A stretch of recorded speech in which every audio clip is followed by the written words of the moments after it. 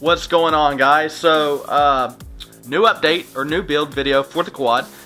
So the only thing is, what I did, as you can see, my new ESC right here is I went ahead and wrapped everything in electrical tape like I said last time.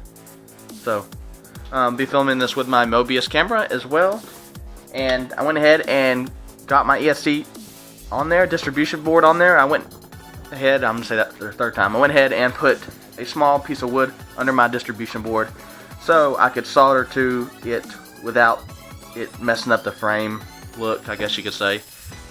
So that works out pretty good. But I tucked all the ESC wires under here so it wouldn't be so messy outside, because the wires are really long, which is a good thing. But you know, on a smaller frame like this, I didn't know where to hide the wires without them poking out the sides, so that's what I did.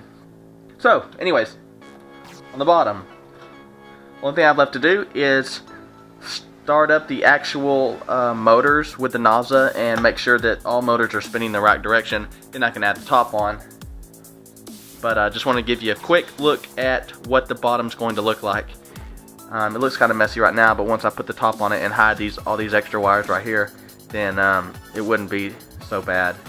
Or it shouldn't be so bad, I put it that way. So I got my zip ties right here, you know, to make this look a lot nicer once I get the motor spinning in the right direction, because I'd hate to set everything now and put everything together, then figure out that my motors need to be switched and have to clip the zip ties, which is so much of a hassle, you know.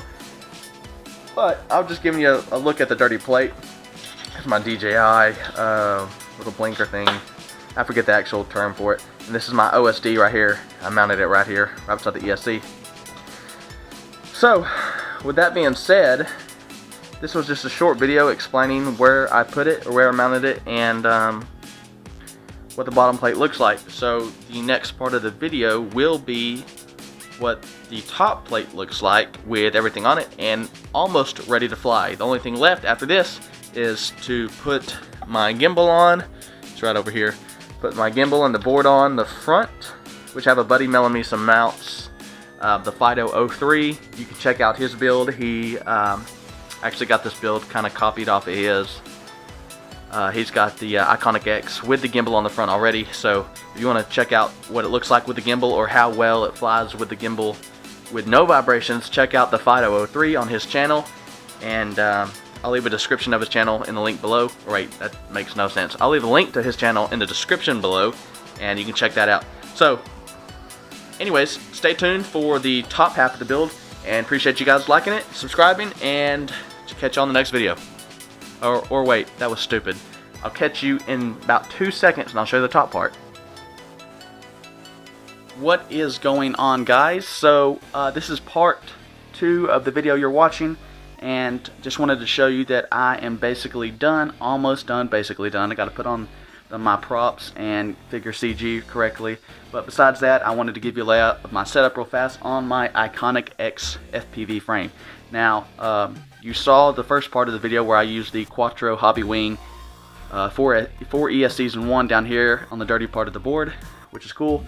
Obviously my Sunny Sky motors, 980 kV, they're X2212s.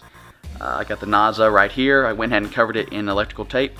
GPS, range link, UHF right here, and the receiver is right there. I've run the wire along right there. You can see the zip tie, and it comes up like that. 1.3, 300, I can't even think, video transmitter right here from Ready Made RC, and the Blue Beam Ultra Cloverleaf. Now, what else I've added is, oh, actually, here's the ESC capacitors right here, down here on the dirty board. Barely just enough room, so I'm glad that actually worked out for me. Power distribution board over here. I mean, you've seen part 1 of the video. So what I've added is the gimbal up front right here. I'll turn the quad around in a second, but here's the gimbal, and the gimbal board is right here. I have it mounted right there. Obviously, that's what I just said. And what I did, move the camera back a little. There we go. What I did, this is my GoPro Hero 3 Black Edition Plus, or GoPro Hero 3 Plus Black Edition, whatever, however you want to say it.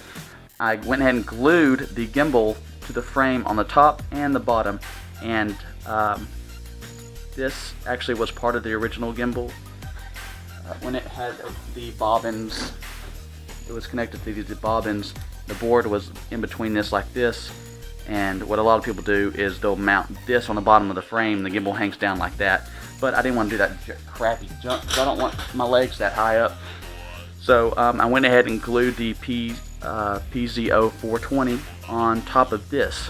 So that's going to be my dedicated FPV cam. The GoPro's just going to be recording for me, and that's pretty much it, besides the landing gear. Now the landing gear, a buddy of mine, the Fido03, check his channel out.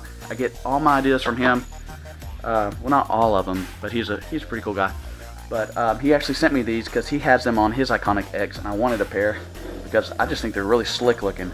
They're actually test tubes from Test Tubes that came down to about right here that I cut and glued the bottoms on, and then I spray painted them black. But they make it sit up about an inch or so higher, which is pretty cool because you know, when the GoPro is not on, or when the gimbal is not on, it hangs down a little bit, you know, like that. But it has clearance, so it doesn't hit the ground, anything like that. So that's an overview of my quad. So it's basically complete. If you have any questions, holler at me, and I'll be happy to answer them. Or if you have any comments or anything, you know, just hit me up. Thanks for hitting the subscribe button and like button, and I will see y'all later.